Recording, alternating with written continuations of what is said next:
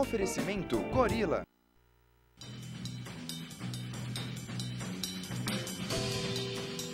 E aí, galera, beleza? Muito boa noite, muito obrigado para todo mundo que está assistindo a gente mais uma vez. O meu nome é Ivan Barasnevicius e essa aqui é mais uma edição da Venegas Music TV. Palmas pra gente!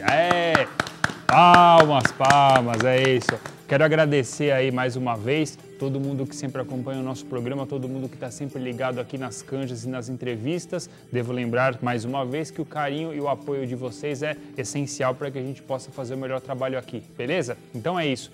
Hoje a gente está aqui com um convidado aí, mais do que especial aqui, uma das maiores referências aqui do contrabaixo brasileiro. Hoje a gente está aqui com o Thiago do Espírito Santo. Aê! Beleza aí, meu? Beleza, mano. Tudo na paz? Graças a Deus, tudo certinho. Cara, quero em primeiro lugar agradecer aí, em nome da Venegas Music TV, a sua presença aí. É bem legal que você tenha vindo aí. Ok, esse prazer é todo meu. Obrigado pelo convite. Agradeço bastante mesmo. E, meu, você tem aí... Tem uma vivência musical, assim, bastante peculiar e tal, né? Porque você é filho de músicos e tal, né? Sim. E, inclusive, seu pai já veio aqui, deu uma entrevista veio. fantástica, que foi um negócio bem bacana, né? E quero te perguntar, assim, de que forma que isso, musicalmente falando sempre, né? Mas de que forma que isso te influenciou, assim? Cara, isso daí foi muito bom, né? A minha infância foi muito musical.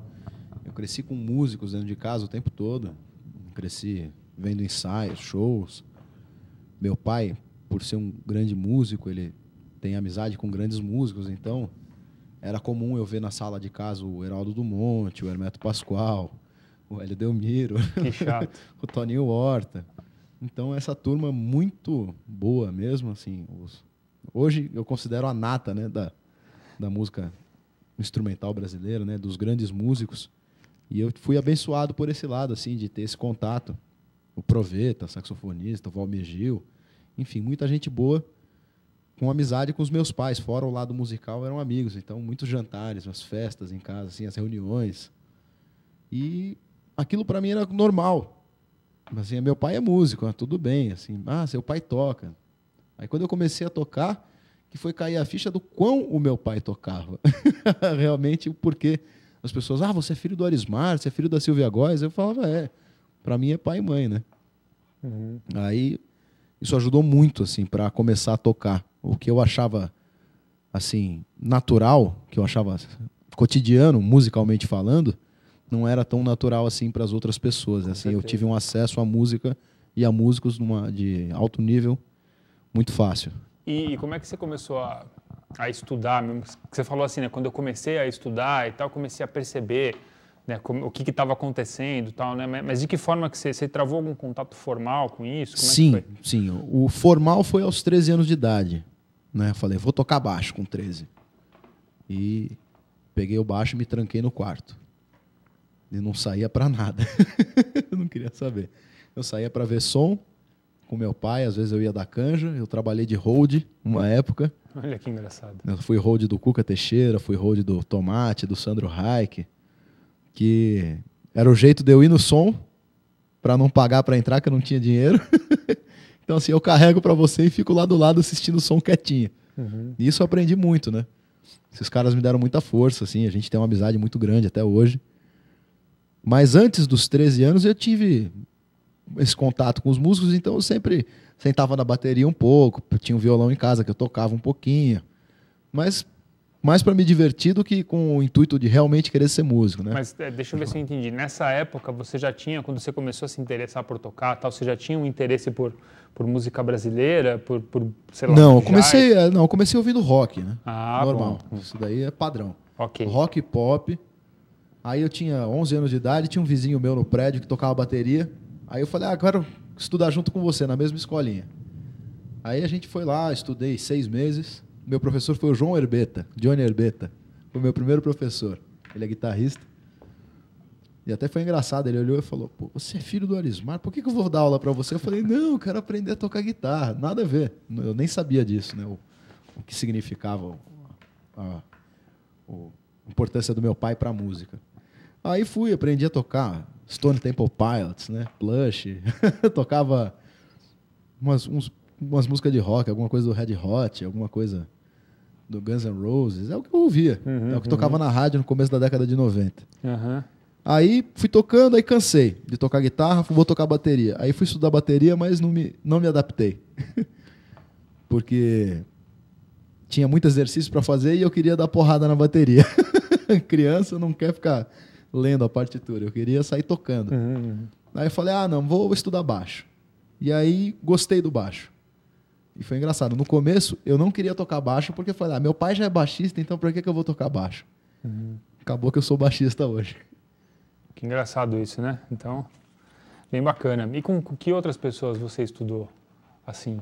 Cara, depois eu entrei numa escola de música chamada Groove, que é do Leive Miranda. Estudei lá com o Luizão Cavalcante, baixista. Fiquei 1 ano lá. Eu era um aluno muito preguiçoso, eu não ia nas aulas teóricas, só queria saber de ficar com o baixo no colo. E aí o Sandro me deu muito toque, o Tomate me ajudou bastante também. Logo depois eu conheci o Michel Leme, o Djalma Lima. Todos eles me ajudaram muito. Meu pai também me ajudou, minha mãe. Então, assim, eu nunca fui um aluno fixo com ninguém, mas eu sempre aprendi muito com todos os músicos que eu convivi. Porque eu tocava e eu acabava de tocar e eu chamava o cara de canto e falava, e aí, o que você achou? Sinceramente. Aí o cara, bom, sinceramente, você tem problema de ritmo, você está correndo aqui, ali o andamento cai, você tem que prestar atenção na harmonia, encadeamento de nota, você precisa ouvir música. E os caras me ajudavam mesmo, eles eram bem sinceros. Graças a Deus eu perguntei isso. Assim, na época foi um pouco contundente alguns caras respondendo, mas eu entendia o porquê. Eu sabia que aquela cobrança era para eu tocar bem. Né? Tem gente que não segura a pressão de você falar, pô, tá errado, a digitação não tá legal, tá suja, tá correndo, tá caindo andamento. Enfim, parte técnica e concepção de ouvir música, faz parte. E também, não sei, né? Mas tem um lance também, esse lance, a maneira de lidar com a crítica também, né? Com certeza. Aquela coisa de, assim, de você realmente ouvir o que tá... Peraí, por que esse cara tá falando isso? Ou ficar magoado, né? Enfim. E aí eles acho legal você falar isso. Eles assim, me deram um toque e falaram, cara, grava você ouvindo. Grava você tocando e depois ouve. Aí você me fala. Putz. Tristeza, total. Aliás, estou lembrando aqui, eu assisti um workshop na FAAM, né, onde eu estudei. Isso foi em 2000. Pode ser. Acredito. Né, que você participou lá. Com foi Michel. Você, o Michel. Exatamente. Né? E o... Não lembro quem estava na bateria. Foi o Turquinho, eu acho. Sinceramente não lembro, mas enfim. Foi o Turquinho de bateria. Mas foi um workshop bem bacana, assim, né? E você já estava tocando com a galera, né? Quantos anos você tem agora? Desculpa, eu tô com 30, lá eu tinha 20, sabe? E já estava tocando com uma galera bem da pesada, né? Legal. E tem os discos, né? Vamos falar dos discos. Agora você está terminando o... eu vou lançar agora um disco que chama Na Cara do Gol. Vai sair pela gravadora Guaruba. Sai agora, vai para a fábrica em janeiro, deve estar aí nas melhores lojas do ramo em março. E tem mais 2, né? Tem mais 2. Um é Hemisférios, que é o meu segundo disco, e o primeiro, que é o homônimo, Tiago Espírito Santo, saiu pela Maritaca. No Hemisférios, inclusive, tem uma concepção, assim, esse nome tem uma razão de ser, né? Sim. Qual que é? Que a história desse disco foi o seguinte, cara. Eu tava a fim de gravar um disco ao vivo para interagir com o público, assim. É uma época que, devido à tecnologia, todo mundo estava gravando com overdub ou refazendo. E isso daí é uma coisa que eu acho que tem que ser usada a favor. Assim, tem muito disco bom, mas que você vê que perdeu a qualidade, a essência musical da coisa, né? Assim, é um disco bonito. E aí eu falei, não, vou gravar um disco ao vivo no estúdio com público. Né? Coisas que antigamente acontecia bastante. E aí a ideia de interagir com o público e não ter overdub, que são os hemisférios da arte, né? Assim, você aproveita a energia da galera que está te assistindo para você colocar na sua música. E é diferente, né? Quando você toca sozinho no seu quarto é uma coisa, quando você toca com alguém te olhando, você toca diferente, não tem jeito. E eu quis gravar um disco principalmente por esse motivo, assim. E aí chama Hemisférios, que são os hemisférios que a música traz pra gente. E os discos normalmente que você faz são gravados assim? Sim, eu procuro sempre gravar ao vivo. Esse agora eu gravei no estúdio, mas não tem muita cobertura, assim. Teve umas 2 coberturas e eu procuro não refazer nada. Eu sempre evito de refazer porque você perde a essência da música. E até comentei com os caras que foram gravar.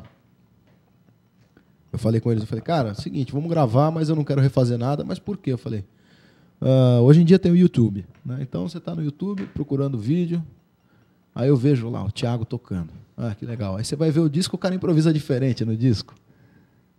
Já sacou que foi overdub. Pega essa frase, é solo montado, né? Tem cara que no disco é lindo, o disco você vai ver ao vivo, ele é ok. O disco é melhor. Então, para evitar o disco ser melhor do que o ao vivo, vamos tocar ao vivo. É uma forma de capturar realmente a atmosfera. É a verdade. Beleza. E é isso, vamos fazer a primeira aí? Vamos fazer aqui, dar nome ao seu... a música que faz parte do seu disco novo, né? Sim. Faixa título. Na cara do gol. Não precisa desligar não, tá? Pode pôr aí do lado, eles desligam lá. Aí. Ok? Vou puxar.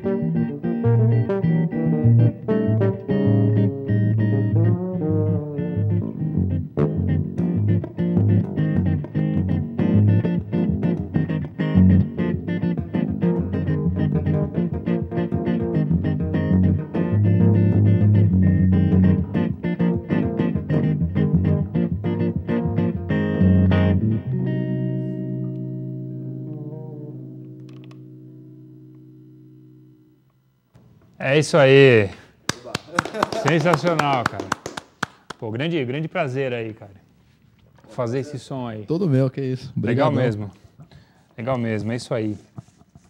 E a gente estava falando aí, né, da galera que visitava aí sua casa, né, quando você era criança e tal, assim, né? Mas fala um pouco da galera com quem você veio tocar depois, assim, né? Quem desses caras você realmente participou da gig, né, como a gente disse? Cara, eu tive a oportunidade de tocar com todos eles, no final das contas. Toquei com o Hermeto, toquei com o Heraldo. Pra valer mesmo, assim? Toquei com o Hélio Delmiro, toquei com o Toninho Horta, toquei com o Robertinho Silva, o Nenê, batera. Daí depois, isso decorreu ao longo de todos esses anos, né? Mas naquela época que eu comecei a tocar, comecei tocando com o Sandro, o Djalma, o Michel, Tomate. Aí depois eu fui tocar com o Yamandu Costa. Isso, recentemente você fez um trabalho que a gente trabalhou 8 anos juntos. Uhum. A gente tem até um DVD com registro desse som. Esse DVD é recente, né? Ele tem 5 anos já. Não é recente, acho que eu tô... Esse DVD do Yamandu, a gente gravou um disco no Japão, tem um disco gravado ao vivo também em São Paulo. Acabei tocando com o Armandinho também, do bandolim. Toquei... Vixe, tem uma galera boa, cara. Tem bastante gente. Tive a oportunidade de tocar com a gravação que o Tony Horta tinha armado com o Jorge Benson. E aí eu participei de uma faixa. Foi muito legal a experiência de conhecer o cara e tocar com ele. E, pô, Hamilton de Holanda. Quem mais? Ixi, tem muita gente. Só tem turma fina, né? É. Agora, falando especificamente do Yamandu, né? Como é que funcionava assim, o grupo, né? Porque era você, o Yamandu e o Edu Ribeiro. Isso. Né? Como é que funcionava, assim, no caso dele, por exemplo? Porque o cara que toca violão normalmente está acostumado a resolver toda a situação, né? Como é que vocês interagiam, assim? Resolver a situação no sentido, assim, de fazer a harmonia, fazer a melodia, fazer o baixo, né? Enfim. Na verdade, ele continuava fazendo isso, só que sempre tem espaço, né? Mas a gente tinha que achar o nosso espaço para tocar. E ele sempre deu muita liberdade, assim. Ele sempre falou, bicho, toca aí, eu gosto de vocês tocando, então... Assim, tem que ter elegância, mas toca à vontade. Então você meio que... A gente ia convivendo, você ia sacando o que ele queria. A gente nunca chegou a ensaiar muito, né? Era mais tocar. E aprendia tocando. E assim, o Dominguinhos é a mesma coisa. Não tem ensaio. A gente chegava lá... Foi o que o Sandro Reich falou, inclusive, né? É a mesma coisa. Esses caras não tinham tem essa. muito de ensaiar.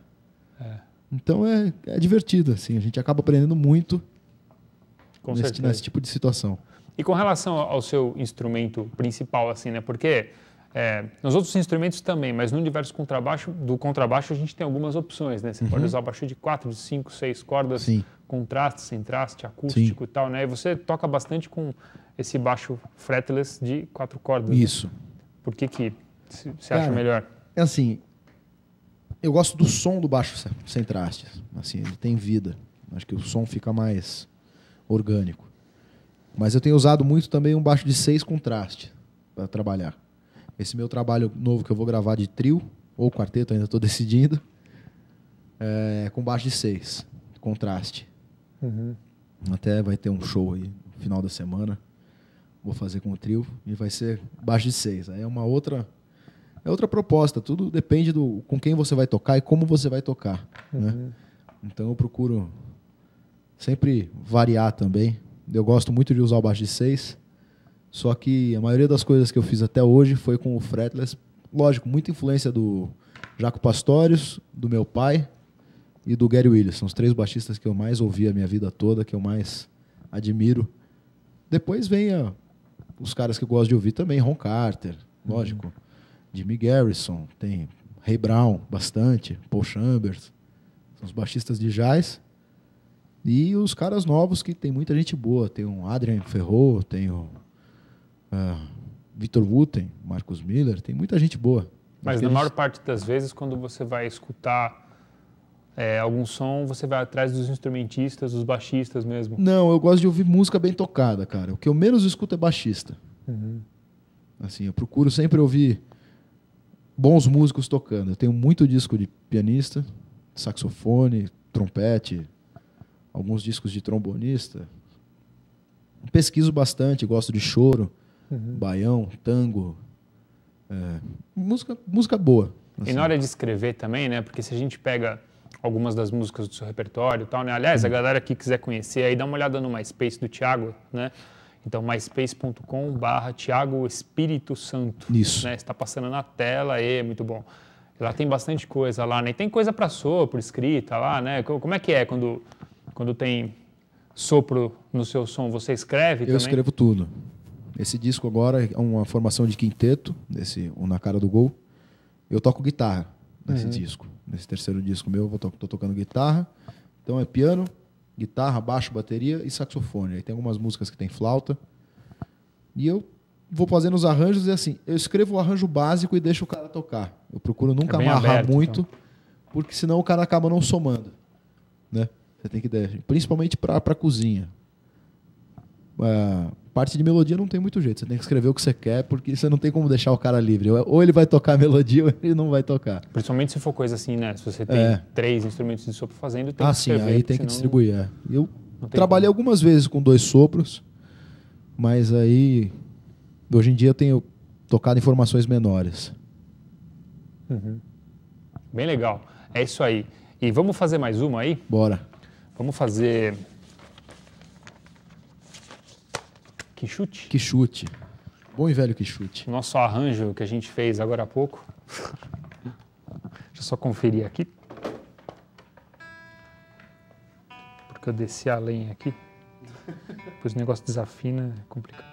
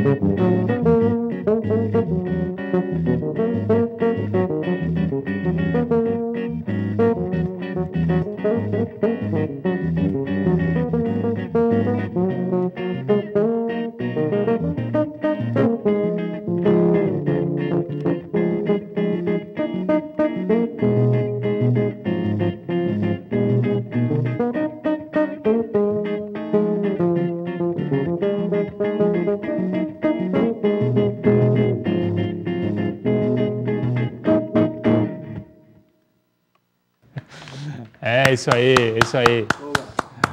Muito legal, muito legal. Thiago, infelizmente aí nosso tempo está curto aí. Quero te agradecer aí demais pela presença aí, foi realmente... Eu que agradeço, foi um grande prazer participar aqui. Pô, é isso aí, esperamos que você volte outras vezes. Com certeza, quando sair o disco voltarei. Com certeza. Aí vamos postar mais informações aí sobre o Thiago lá no nosso blog, né? Então o endereço venegasmusic.blogspot.com. E é isso aí, na semana que vem estaremos aqui no mesmo horário, todas as quartas às 19h30, aqui na justtv.com.br, beleza? É isso, esperamos todos vocês, um grande abraço, valeu!